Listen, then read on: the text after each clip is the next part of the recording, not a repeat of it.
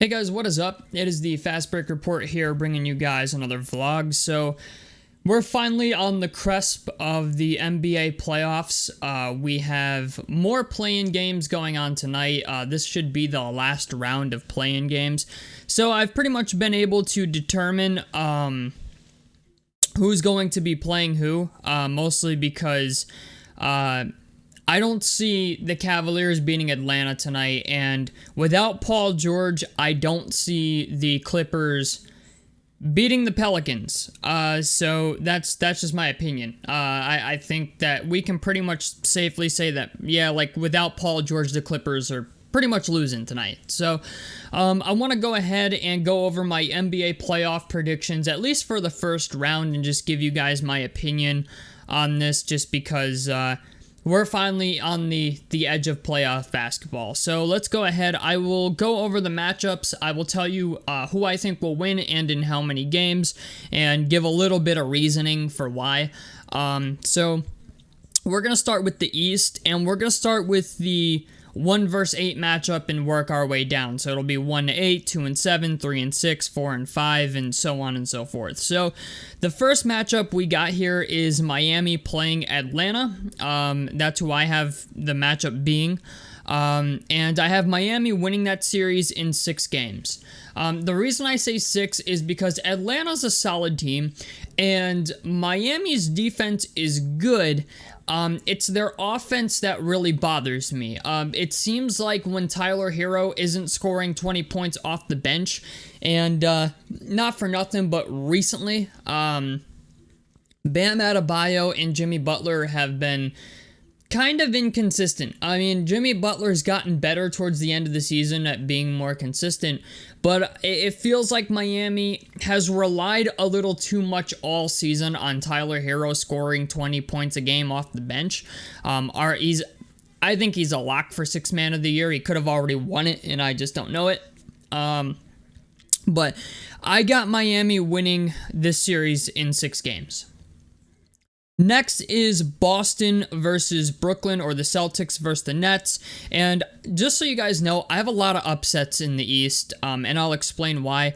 I got the Nets as the 7th seed beating Boston in 6 games. And the reason I say that is for a couple reasons. One, the first being I trust Kyrie Irving and Kevin Durant to play more consistently than Jaylen Brown and Jason Tatum. More so Jaylen Brown than I worry about Jason Tatum. But another reason I chose the Nets is because Robert Williams is injured, and I doubt he's going to be back. I think he's out for the rest of the season. So the idea that they lost Robert Williams on the defensive end is really huge. So I got the Nets winning this series in 6 games. I think Boston's going to be good enough to win 2 of them. But I just trust Kevin Durant and Kyrie way more than I trust Jason Tatum and Jaylen Brown. Not to mention that the Nets have a pretty significant amount of depth now that they traded James Harden for Seth Curry and Andre Drummond. I like the Nets here. I know it's maybe not the popular pick, considering Boston was I think the number 1 defense in the league this year. But when it comes to the other side of the ball, I just trust Brooklyn more. Next is the 3 and 6 matchup between the Milwaukee Bucks and the Chicago Bulls, and I have the Bucks winning this in 5 games. I'm gonna be honest, the Bulls are terrible. I mean, fucking terrible at the pick and roll defense, and I'm just gonna be honest, man. I feel like I'm being generous giving the Bulls 1 game. I think they're gonna be good enough to win 1 game, but I think the Bucks could potentially sweep this series. I wouldn't be surprised if the Bucks win this series 4 games to 0. Chicago is a solid team, but against really good playoff teams, they don't have a good record. They're I think 3 and 16 or something like that against playoff teams, or 2, they have less than I think they have less than 5 wins against playoff teams all year, or teams that are actually good. So Chicago, man, I know people maybe don't like that, you know what I'm saying? Like, I understand that might not be a super popular opinion, but yeah, I got the Bucks potentially sweeping the Bulls. Like I said 5 games just because I feel like Chicago might be able to win 1, but that's all I'm willing to give Chicago. So next is the 4-5 matchup between the 76ers and the Raptors, and this is probably going to be a controversial one, but I got the Raptors beating the 76ers in 7 games. Mostly because the 76ers have star power, but Toronto, the Raptors are the better team. Okay, I've watched a lot of Toronto Raptors basketball this year, okay? I've watched the Pacers probably the most because they're my team, and I've watched the Raptors probably the second most. And even though I disagree with Pascal Siakam's contract, that's at this point it's actually kind of debatable because Pascal Siakam since the All-Star break has been playing really fucking well. So that my opinion on that is starting to change. But the Raptors are the better team, man. They have more depth, and not to mention Matisse Thybulle can't play in any of the games that are being played in Toronto. So arguably their 4th or 5th best player can't even play in any of the games they play in Toronto. And when you consider Fred VanVleet, Gary Trent, they have Pascal Siakam, they're a good basketball team, and they play fucking defense. Like, they're really fucking good at defense. Also, the recent drop-off in play from James Harden has contributed to this a lot as well. James Harden is not the player he was back in Houston, okay? I'm just going to call it what it is. The dude is not that. And a lot of people are also talking about, Joel Embiid with foul calls and James Harden with foul calls. I'm just going to be honest with you, man. They're not going to get those calls in the playoffs. I know we're used to seeing James Harden and even Joel Embiid taking like 14, 15 free throws a game. Like, I've seen games where it's like Joel Embiid will shoot like 19 fucking free throws. That's not going to happen in the playoffs, okay? Same thing with James Harden. He's not going to get these ridiculous fucking calls in the playoffs like he always does in the regular season.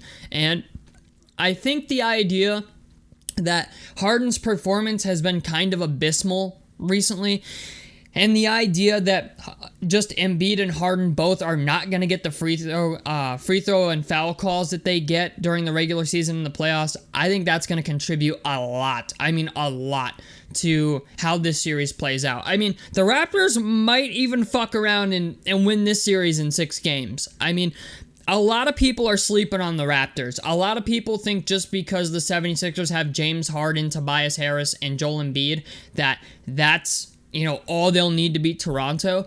And I think it's a mistake. I'm just going to call it what it is. Tobias Harris is middle of the pack at best. Harden is not what he used to be. And just the culmination of all the shit, I just don't think they're beating the Raptors. That's my opinion. We move on to the Western Conference, and first round series here between the Suns and the Pelicans. I got the Suns winning in 6 games. They'll probably win in 5, but CJ McCollum's been balling his ass off ever since he got traded to the Pelicans. They have Jonas Valanciunas. They have Brandon Ingram. They have some pieces. Herbert Jones has been playing very well, one of the best rookies this year. Jose Alvarado, I think I said his name correctly, has been a very nice bench piece for them. So this is a series that could go to 5 or 6 games, but I think the Suns win it. Next is the Grizzlies at the Timberwolves. I got the Grizzlies winning in 6 games. The Timberwolves are missing something. I don't know what that something is. I have yet to figure it out. They're a solid team, but I feel like playing against the Grizzlies, I mean, the Grizzlies are, 20-2 without Ja Morant, and when they have them, they play fucking phenomenal. So I just think the Grizzlies are the deeper and better team. Not to mention, after what Karl Anthony Towns did in the play-in game the other day and basically left it up to D'Angelo Russell and Anthony Edwards to win the game, I don't know. It seemed Karl Anthony Towns, I just don't trust him. He's a great player, but it seems like I don't know if it's his emotions get the best of him. I don't know if he just It's weird. He does this thing sometimes where it's like I feel like he doesn't think when he plays. He doesn't think on defense. He commits stupid fouls sometimes. So I'm taking the Grizzlies. I just don't see the Grizzlies losing to the Timberwolves. That's a series that I think could go to 6 games. Next is the last two are very, very hard.